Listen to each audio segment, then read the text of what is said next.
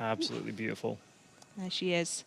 I was saying to Mike earlier when we were looking over the car, all the vents on it, so you can see just behind, next to the tail lights there, right underneath them, in the door, on the fender, they're all fake vents. Toyota put them there so that the aftermarket could put in vents for things like oil coolers and things like that. So when people start upgrading it, the vent locations were already there, which is absolutely fantastic.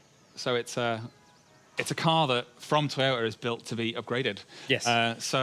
Which segues on beautifully, doesn't it? Maybe we should do that now. Take a look at some of the upgrades. Yep.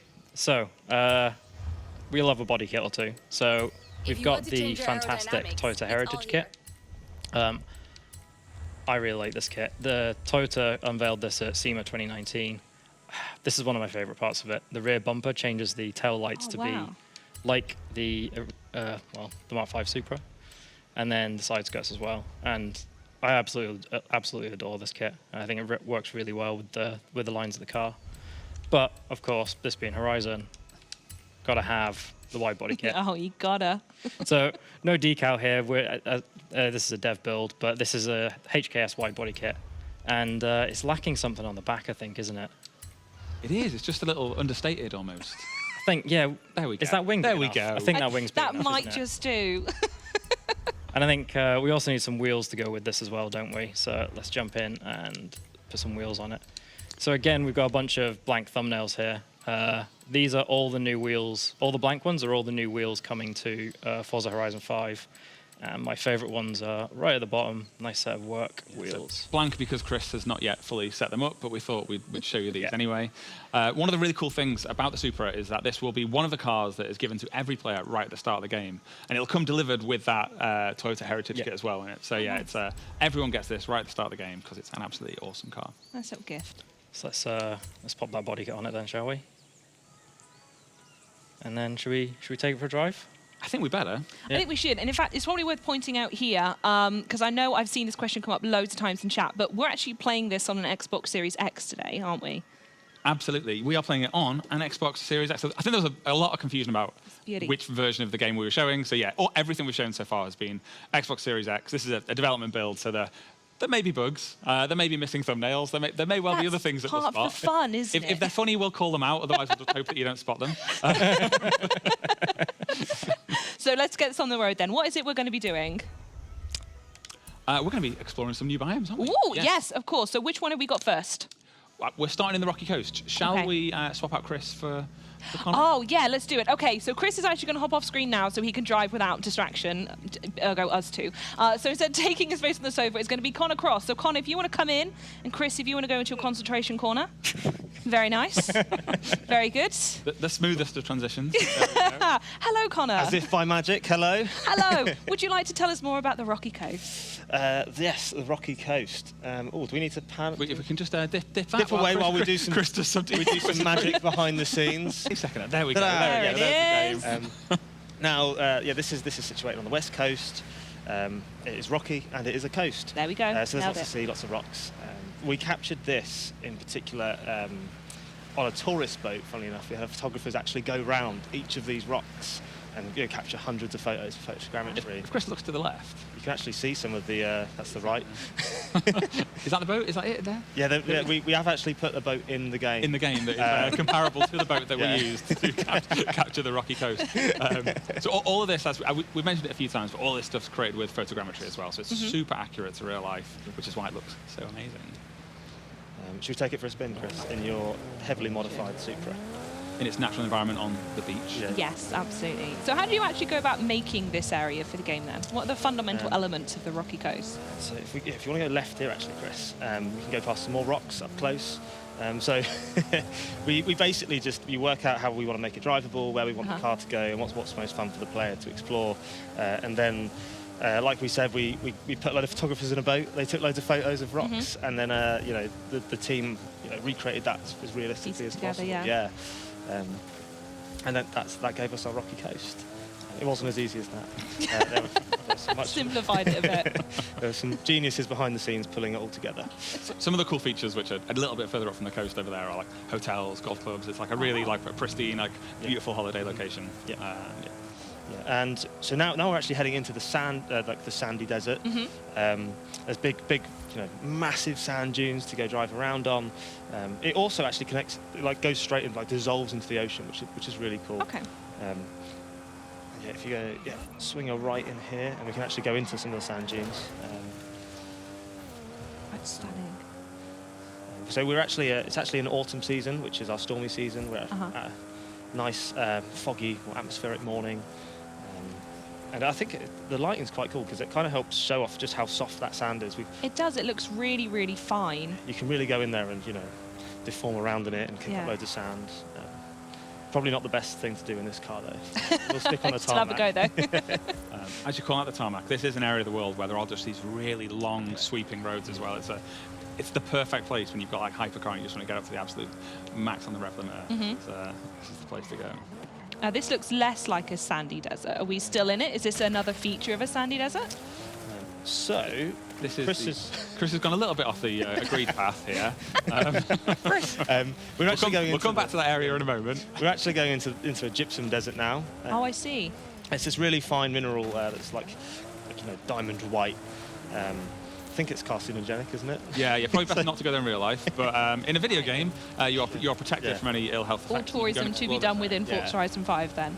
Yeah, it looks great in different times of day as well. It just picks up all that different coloured light coming through the sunlight, so you get all those beautiful reds at sunset and then blues in the morning. This just looks like the best place to go racing. Are there any races that are actually found up around here?